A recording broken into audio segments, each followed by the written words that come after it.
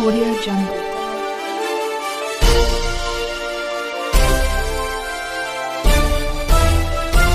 Audio Jungle. नमस्कार, मी यशवंत आणि आपण पाहत आहात बहुजन सैनिक महाराष्ट्र लाईव्ह। जागना है तो जगाना पड़ेगा, एक राष्ट्र के लिए। फुले शाहू आंबेडकर बहुजन विकास मंडळ संचालित राष्ट्रपिता महात्मा ज्योतिबा फुले वाचनालय व अभ्यासिका बाल संस्कार केंद्र श्रावस्ती नगर नांदेड यांच्या वतीने राजर्षी शाहू महाराज यांच्या जयंती दिनानिमित्त गुणवंत विद्यार्थ्यांचा सत्कार करण्यात आला। या कार्यक्रमाच्या निमित्तानं प्रमाणपत्र व वही देऊन त्यांचा सत्कार करण्यात आला आणि 1ली ते 10वीच्या विद्यार्थ्यांना पेन वही देऊन त्यांचा देखील सत्कार करण्यात आला। हा कार्यक्रम माता रमाई चौक श्रावस्ती नगर नांदेड येथे संपन्न झाला। या कार्यक्रमाचे अध्यक्ष म्हणून दिगंबर हनुमंते हे होते, तर कार्यक्रमाला प्रमुख पाहुणे म्हणून सुजाता पोहरे नांदेड जिल्हा प्रकल्प अधिकारी बार्टी पुणे, उमेश चव्हाण नगरसेवक महानगरपालिका नांदेड, डॉक्टर विलास ढवळे लेखक व तथा सहायक अधिकारी GA नांदेड, रवी किरण जोंधळे जिल्हा सरचिटणीस भारतीय बौद्ध महासभा नांदेड PN पडघणे, उपविभागीय अभियंता अर्थात BSNL वैभव मुनेश्वर, डॉक्टर बाबासाहेब आंबेडकर अभ्यास मंडळ नांदेड महेश होळकर, संचालक युनिक अकॅडमी नांदेड, प्राध्यापक इंजिनियर अजय सावंत, संचालक पॉसिबल अकॅडमी नांदेड सुभाष लोखंडे, सामाजिक कार्यकर्ते हे सर्व प्रमुख पाहुणे म्हणून उपस्थित होते। तर सूत्रसंचालन देवांश पंडित यांनी केलं आणि आभार प्रदर्शन राहुल बहादुरे यांनी केलं। तसेच हा कार्यक्रम यशस्वी करण्यासाठी भगवान गायकवाड, तेजा पाईकराव, राहुल गायकवाड, अरुण जमदाडे, चंद्रकांत घोडके, शैलेश जोंधळे, सुबनताई सरपाते, छायाताई भालेराव, लक्ष्मीताई गायकवाड, सुशीलाताई सोनसळे, रितेश गायकवाड आणि वर्डातील सर्व विद्यार्थी यांचे सहकार्य लाभलं, अशी माहिती नांदेड शहर प्रतिनिधी यांनी दिली। असाच एक आजही कार्यक्रम ठेवण्यात आलेला आहे, जो की छत्रपती राजर्षी शाहू महाराज यांच्या जयंती निमित्ताने आज शैक्षणिक वर्ष 2023-2024 यामध्ये 10वी व 12वी मध्ये उत्तीर्ण झालेल्या विद्यार्थ्यांचा सत्कार समारंभ आपण या ठिकाणी ठेवलेला आहे। तर या विद्यार्थ्यांना प्रेरणा लाभावी यासाठी असे विविध कार्यक्रम ठेवत असतो। तर याच्या मार्फत आपण विविध जे थोर विचारवंत आहेत, आपल्या सामाजिक चळवळीमध्ये सक्रिय असे कार्यकर्ते आहेत, बुद्धिजीवी वर्ग, विचारवंत, सामाजिक सुधारवंत असे विविध मान्यवर मंडळी आपण बोलून विद्यार्थ्यांना त्यांच्याकडून मार्गदर्शन घडवत असतो। तर ही एक कार्यक्रमाची आपली रूपरेषा आहे आणि याच्यानंतर पुढील कार्यक्रम म्हणजे मी या ठिकाणी सूत्रसंचालन करणारे देवांश पंडित यांनी रूपरेषा मांडावी आणि पुढील कार्यक्रमास सुरुवात करावी। छत्रपती शाहू महाराज, महात्मा ज्योतिबा फुले, डॉक्टर बाबासाहेब आंबेडकर आणि आपल्या समाजासाठी ज्या महापुरुषांनी आत्तापर्यंत तुम्हाला आम्हाला या असं बोधिवृक्ष आहे, ते झाड आहे, याच्यामधून आपल्याला जो ऑक्सिजन मिळतो, तो श्वास, तो ऑक्सिजन आम्हाला देऊन आत्तापर्यंत जीवन ठेवलं, म्हणून आज तुम्ही आम्ही आज इथं समोर एकमेकाच्या भेटतोय। या ठिकाणी मी पुढील मनोगतासाठी नगरसेवक आयुष्यमान उमेश चव्हाण सर यांना मी विनंती करतो की त्यांनी या ठिकाणी येऊन आपलं विद्यार्थ्यांना व सर्व जमलेल्या मंडळींना मार्गदर्शन द्यावं। ज्योतिबा फुले तुमच्या आमचे उद्धारक, ज्यांना आपल्याला मानव म्हणून जगण्याचा अधिकार दिले असे महामानव परमपूज्य डॉक्टर बाबासाहेब आंबेडकर यांना विनम्र अभिवादन करतो। आज इथं राष्ट्रपिता महात्मा ज्योतिबा फुले वाचनालय मार्फत गुणवंत विद्यार्थ्यांचा सत्कार ठेवण्यात आलेला आहे। त्याबद्दल सर्व या वाचनालयाचे अध्यक्ष, सचिव, सदस्य यांचा आभार व्यक्त करतो। आपण गुणवंत विद्यार्थ्यांचा सत्कार ठेवून त्यांचा उत्साह जे वाढवण्याचा कार्यक्रम करत आहे, हे अतिशय छान आणि चांगला कार्यक्रम आहे। ताईनं आता बोलत असताना बाबासाहेबांना आपल्यासाठी काय काय त्याग दिलेला आहे, समाजासाठी आणि समाजामध्ये मानासाठी जगण्यासाठी काय काय त्याग दिलेला आहे ते बाबासाहेबांनाच माहीत आहे। बाबासाहेबांना सांगितले होते, हे सूर्या तू धरतीला प्रकाश दे, मी समाजाला प्रकाश देतो आणि शिका, सुशिक्षित व्हा, संघर्ष करा, संघटित व्हा, असा त्यांचा एक हे होता। जर आपण बाबासाहेबांचा विचार घेऊन पुढे गेले तर खरोखरच आपल्या समाजामध्ये कोणी IPS अधिकारी होईल, कोणी UPS होईल, कोणी कलेक्टर होईल, कोणी डॉक्टर होईल, कोणी इंजिनियर होईल। आज आपल्या समाजामध्ये जर कशाची गरज असेल तर मी इथं आपली माता भगिनी उपस्थित आहे, त्यांना विनंती करतो की आपण लई कष्टानं आपलं आयुष्य काढलेलं आहे, आपल्या मुलाचं आयुष्य असं होऊ देऊ नका। त्यांना शिक्षणाकडे वाट लावा, शिक्षणासाठी त्यांना प्राधान्य द्या। या संस्थामार्फत इथं जे काही मदत लागल, या प्रभागाचा नगरसेवक म्हणून माझी जबाबदारी आहे, माझी जिम्मेदारी आहे। मी इथं तुमच्या समोर वचनबद्ध होतो, शिक्षणासाठी तुम्हाला जे काही लागल मी ते मदत तुम्हाला करण्यास तयार आहे। इथं हे एवढा चांगला कार्यक्रम घेण्यात आलेला आहे की खरोखरच इथून कोणी 2-4 अधिकारी बनलेत, IAS अधिकारी बनले तर खरोखरच मला असं वाटेल की मी बाबासाहेबाचं एक गाणं नेहमी ऐकतो, मी साहेब झालो रे मोठं, बाबासाहेबाची पुण्याई ना। खरोखरच असं ठरल आपल्याला बाबासाहेबाची पुण्याई लाभल। जास्त टाइम इथं समय मी न घेता इथंच थांबतो। आज इथंच एवढा चांगला प्रोग्राम गुणवंत विद्यार्थ्यांचा घेण्यात आलेला आहे, याबद्दल परत एकदा त्यांचा अभिनंदन करून वाडामार्फत आभार व्यक्त करतो। असाच आपण कार्यक्रम नेहमी घेत राहा, कुठं अडचण आली तर मी या वाड्याचा नगरसेवक म्हणून तुमच्या सोबत खांद्याला खांदा लावून उभा राहण्याची माझी तयारी आहे। एवढं थांबतो, बोलतो, इथं थांबतो। जय भीम, जय हिंद। परमपूज्य बोधिसत्व विश्वरत्न डॉक्टर बाबासाहेब आंबेडकर या महान पुरुषाला माझा आशीर्वाद प्रदान। त्यांच्या जीवनात जीवनभर साथ देणाऱ्या माता शिवराया, माता भीमाई, माता रमाई या त्यागी राजमातांना माझा आशीर्वाद प्रदान। ज्या छत्रपती शिवाजी, छत्रपती शाहू महाराज यांची 150वी जयंती आहे, त्या छत्रपती शाहू महाराजांना माझा आशीर्वाद प्रदान। ज्या सर्व त्या भारतातील बहुजनांसाठी काम करणाऱ्या सर्व बहुजन नायकांना माझा आशीर्वाद प्रणाम। आजचा हा कार्यक्रम असा एक आगळा वेगळा कार्यक्रम असण्यासाठी म्हणतो मी। आज या नांदेड नगरीमध्ये जवळजवळ असे होतकरू समाजसेवक जे आमच्या राहुल गायकवाड, आमचे लोखंडे, देगावचा या उपासकांनी एक अत्यंत उपक्रम असा राबवलेला आहे, तो म्हणजे जे आपल्या वाड्यातील लहान बालकं आहेत त्या बालकांसाठी काहीतरी करावयाचं। आज उन्हाळी सुट्टीमध्ये मी स्वतः देगावचा, भीमघाट, त्यानंतर तुमचे श्रावस्तीनगर इथे बाल संस्कार शिबिर आम्ही आयोजित केले होते। हे सर्व आयोजित करणाऱ्यांचं पहिल्यांदा मी त्यांचं अभिनंदन करतो।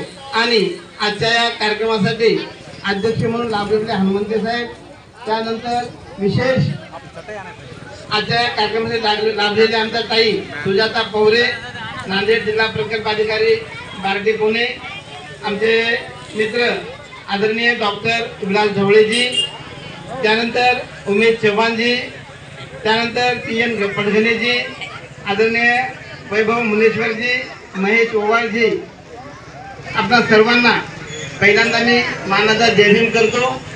आणि आज हा जो कार्यक्रम घेत आहेत त्या कार्यक्रमासाठी विशेष म्हणजे छत्रपती शाहू महाराज यांची 150वी जयंती देशभरामध्ये उत्साहात साजरे करत आहेत। शाहू महाराज कोण होते तुम्ही सांगाल का बरं? शाहू महाराजच्या वडिलांचं नाव सांगत नाही विद्यार्थी मित्र, शाहू महाराजांच्या वडिलांचं नाव सांगा, कोण सांगते? सांग बेटा।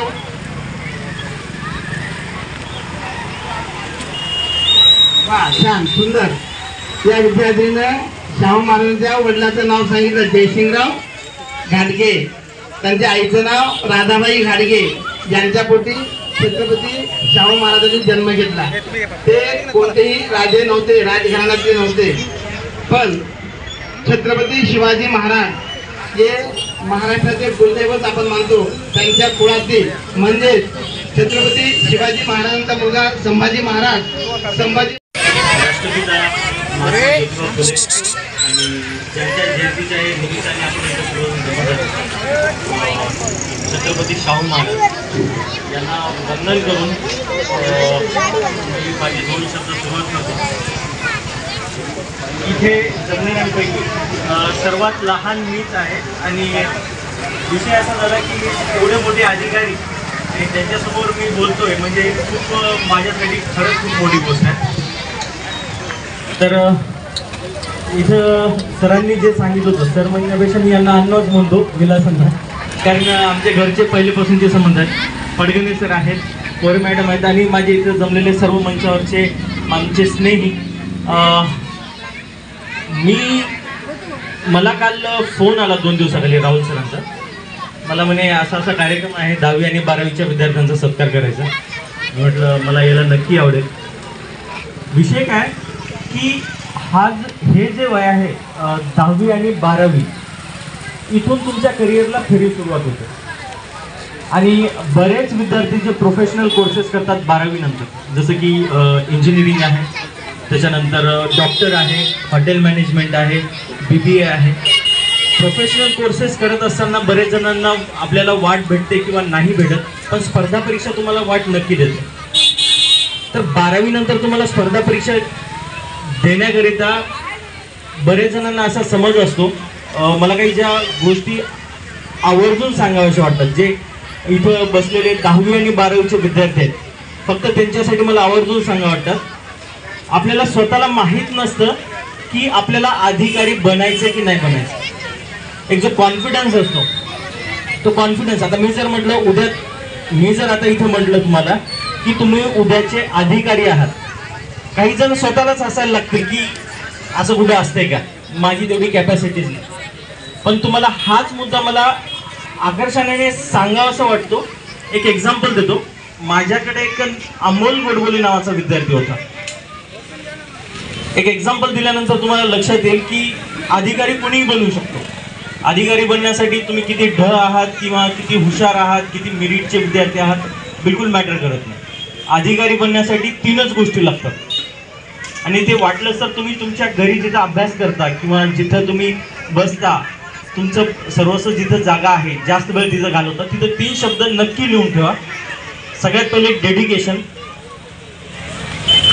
त्याच्यानंतर तुमची कन्सिस्टन्सी आणि त्याच्यानंतर तुमची डिसिप्लिन।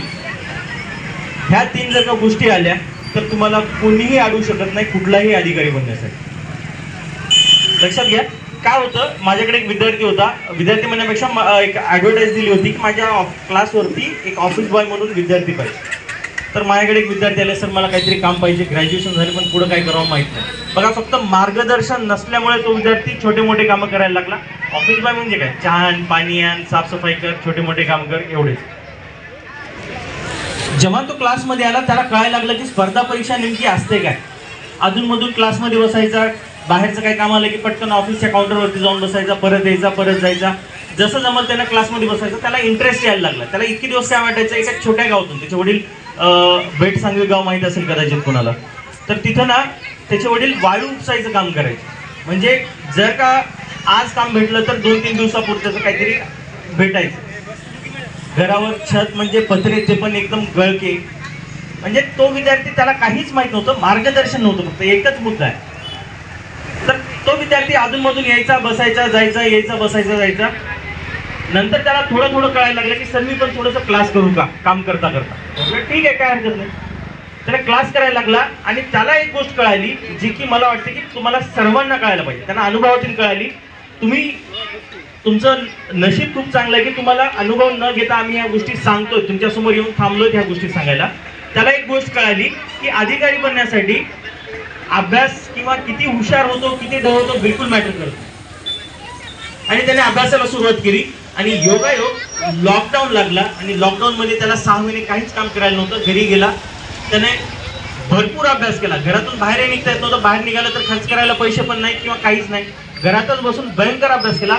आज तो विद्यार्थी महाराष्ट्र ग्रामीण बँकमध्ये मॅनेजर आहे आणि महिना जो चहा प्यायला सुद्धा त्याकडे पुरेसे पैसे नसायचे, 1-2 प्यायचे, आज तो महिना 95,000 रुपये कमवतो. मुळात मला सांगायचं हे की अधिकारी बनण्यासाठी बरेच जण विचार करतात की प्रत्येक जण अधिकारी बनू शकतो. फक्त एक गोष्ट लक्षात ठेवा, तुमचा विश्वासाने एक आतला आवाज जोपर्यंत येत नाही ना तोपर्यंत बोलत राहायचंय, काम करत राहायचंय की मी अधिकारी बनू शकतो. जोपर्यंत तुमच्या मनाला पटत नाही तोपर्यंत तुम्ही मेहनत करत राहा. तुमच्या मनाला जर का एखाद्या दिवशी पटलं की मी अधिकारी बनू शकतो, मानव मुक्तीच्या लढ्यासाठी लढलेल्या त्या सर्व महानायकांना माझे प्रथमतः सुंदर अभिवादन. विचारमंचावर उपस्थित असणारे कार्यक्रमाचे अध्यक्ष दिगंबर हनुमंते सर, प्रमुख उपस्थितीत लाभलेले अनेक मान्यवर आहेत. मला वाटतं आता वेळेच्या असल्यामुळं त्यांचं नावं नाही घेऊ शकत. आणि इथं जमलेले सर्व विद्यार्थी उपासक उपस्थित. शाहू महाराजांची जयंती म्हणजे सामाजिक न्याय दिवस म्हणून आपण साजरा करत आहोत. तर नेमका हा न्याय दिवस का म्हटला जातोय? कारण शाहू महाराजांचा जो काळ होता, शाहू महाराजांनी राज्य कारभार सुरू केला ते वयाच्या 19व्या वर्षी. आपण 19व्या वर्षी काय करतो? वंचित पीडित शोषित घटकांपर्यंत पोहोचणारे हे महानायक महान नेता ते उगाच्या उगाच नाही बनले, तर त्यांच्यामध्ये जी दूरदृष्टिकोन होता आणि सगळ्यांमध्ये काय समजतं की न्याय देण्याची वृत्ती आणि प्रत्येकाला एका विशिष्ट विभागामध्ये आखून त्याच्याबद्दलचं पूर्णपणे जाणून घेऊन एक योग्य निर्णय देणं, ही प्रत्येकामध्ये हे गुण हे कौशल्य नसते. पण हे न्याय हा जो शब्द आहे, अन्याय जिथं वाढलेला असतो आणि तो न्यायाला चॅलेंज करतो आणि तो चॅलेंज छत्रपती शाहू महाराजांनी त्यांच्या काळात स्वीकारला आणि सर्वप्रथम दिला तो आपल्याला न्याय, सामाजिक न्याय दिला. तो न्याय कसा दिला? त्यांचे ध्येय, धोरण, शिक्षण ह्या सर्व गोष्टी त्याच्यामध्ये आलेल्या आहेत. अतिशय छोट्याशा कालावधीमध्ये त्यांचं आयुष्यमान काही खूप जास्त नव्हतं, पण जेवढं होतं पॉवर आणि पोझिशनचा योग्य जर उपयोग कोणी केला असेल तर ते छत्रपती शाहू महाराजांनी केला. आपल्याला पद मिळते, पोस्ट मिळते, आपण इंटरव्ह्यू क्रॅक होतो, MPSC देतो, UPSC देतो आणि सगळं काही येतं, बँकेमध्ये आपण सगळं करतो. पण कधी कधी त्या खुर्चीला योग्य उमेदवार आहेत का, असायला पाहिजे का, योग्य उमेदवार आपण तिथे कॅपेबल आहे का, आणि आपण आपल्या खुर्चीचा उपयोग आपल्या समाजासाठी लोकहितासाठी किती करतो हे महत्वाचं आहे. आणि त्यांनी ते तिथं करून दाखवलेलं आहे. आरक्षणाचे जनक म्हणतो आपण त्यांना. शिक्षणच का त्यांना द्यावंसं वाटलं? कारण या दैवदासत्वातून आपल्याला जर मुक्ती मिळवायची असेल तर ते फक्त शिक्षणानंच मिळू शकते. त्यांच्या राज्यकारभारामध्ये जेव्हा 85% समाज हा ब्राह्मण समाज होता, पण त्यांच्या राज्यामध्ये त्या समाजाची लोकसंख्या फक्त 3% होती आणि बाकीच्या समाजाची संख्या खूप जास्त होती. मग या समाजाचं काय? मग ह्या समाजाला, हा समाज, हा प्रजा, ही माझी प्रजा आहे, ही माझी लेकरं आहेत. आपल्याला जर 3-4 लेकरं झालेले आहेत तर त्यावेळेस आपण एखादा जर अपंग असेल, एखादा मतिमंद असेल तर आपण त्याला काय करतो, कशी वागणूक देतो? स्पेशल चाइल्ड म्हणतो आपण त्याला डॉक्टरी भाषेमध्ये. आता शेतकऱ्यांना जर आपण शेतीमध्ये आपण धान्य पेरलं झाडं उगवल्याच्या नंतर एखादं जर झाड सुकत असेल तर ते शेतकरी त्याला जास्त अटेन्शन देतात, त्याला फवारणी करतात, त्याला खत पाणी घालतात का, तर त्याला त्याची आवश्यकता आहे. तर आरक्षण स्कॉलरशिप त्याची आवश्यकता काय आहे, तर त्या माशाला विचार ज्याला त्या पाण्यातून बाहेर काढल्याचा जो तडफडतो, तसं त्या आरक्षणाची व्याख्या त्यांनी केलेली आहे की धनाढ्य माणूस हा सगळं काही घेऊन जातो आणि जो कमकुवत वंचित शोषित घटक आहे तो बाजूला उपाशी राहतो. पण हेही माझेच लेकर आहे आणि हे उपाशी राहू नये आणि यांनी त्यामध्ये येऊन त्यांचं पोटभर अन्न त्यांनी खावं, त्यांनी त्यांची गुणवत्ता सिद्ध करावी म्हणून त्यांनी आरक्षण दिलेलं आहे. ही गुणवत्ता सिद्ध करण्याची संधी होय, नोकरीची हमी नाही. आज आपल्याला वेळ कमी आहे, मीच म्हटलं की जरा 2-2 मिनिटं द्या आणि मी जास्त वेळ घेणं काही योग्य ठरणार नाही. बार्टी डॉक्टर बाबासाहेब आंबेडकर संशोधन प्रशिक्षण संस्था समतादूत प्रकल्प हा नांदेड जिल्ह्यामध्ये चालत असतो. या प्रकल्पाच्या माध्यमातून आपल्याला बऱ्याचशा योजनांपर्यंत आम्ही तळागाळापर्यंत पोहोचत असतो. तर आता नवीन जे निघाले जेई आणि नीट एक्झाम, त्यासाठी जे 10वीला जे विद्यार्थी पास झालेले आहेत त्यांनी ऑनलाईन फॉर्म भरायचा आहे. त्यांचा जेई आणि नीटच्या क्लासेसचा खर्च बार्टी करणार आहे. 3 तारखेपर्यंत आहेत. मी ऑनलाईन पाठवलेला आहे सरांकडे, लोखंडे सरांकडे मी पाठवलेला आहे. त्यांच्या मार्फत व्हॉट्सअपवर तुमच्याकडे येऊन जाईल आणि आपण असाही एक ग्रुप तयार जे कोणची माहिती असेल, जे आपल्या इथं मान्यवर आपण उपस्थित आहोत त्यांच्यावर मी लगेच पाठवत जाईल. मी असा व्यक्ती आहे की ते कृतीतून करून दाखवणारा आहे, बोलून नाही. आणि आपण महामानवाच्या विचाराचा प्रचार प्रसार करतो आणि ते आपल्या अंगामध्ये त्यांचा संचारलेला आहे आणि त्यानुसार जर आपण आपले कार्य केले तर आपण खरंच आपल्या समाजासाठी काहीतरी करतो. काहीतरी करण्याची प्रेरणा आपल्या तिथूनच मिळत असते. तर हे पण क्लासेस सुरू आहेत. परत IBPS, रेल्वेच्या एक्झाम, MPSC, UPSC यांचे पण ऑनलाईनचे क्लासेस आपल्याकडे आहेत. तर त्यासाठी सुद्धा तुम्ही ऑनलाईन परीक्षा देणं गरजेचं आहे. ऑनलाईन फॉर्म भरा आणि तुम्ही इलिजिबल झाल्याच्या नंतर तुम्हाला तिथं ऍडमिशन मिळू शकते. तुम्हाला क्लासेस आहेत, तिथं स्टायफंड असतो, पुस्तकं असतात, सगळं आहे. फक्त तुम्हाला तुमची गुणवत्ता सिद्ध करायची आहे आणि आम्हाला रिझल्ट पाहिजे. पैसे आहेत हे नाही. खूप सारी व्यवस्था आहे, पण ही व्यवस्था जी आपल्याला मिळालेली आहे फुकट, हे फुकट नाहीये. या महामानवाने जंग पछाडलेला आहे म्हणून हे दिवस आपल्याच्या समोर उभे आलेले आहेत. आपण या दिवसाची सामाजिक समतेच्या प्रवाहामध्ये आपण हक्कार्थी आहोत. त्यांच्या प्रवाहामध्ये आपण एक ओंजळी पित आहोत, पण त्यांनी किती मोठे त्याग केलेले आहेत ते त्यांना माहित आहे. विरोधही त्यांना वेळ प्रसंगी मिळालेला आहे, पण पुढच्या माझ्या पिढीसाठी त्यांना काहीतरी आदर्श करून ठेवायचा होता. पुढच्या पिढीसाठी बहुजन सैनिक महाराष्ट्र लाईव्हला लाईक करा, शेअर करा, सबस्क्राईब करा आणि बेल आयकॉनवर क्लिक करा.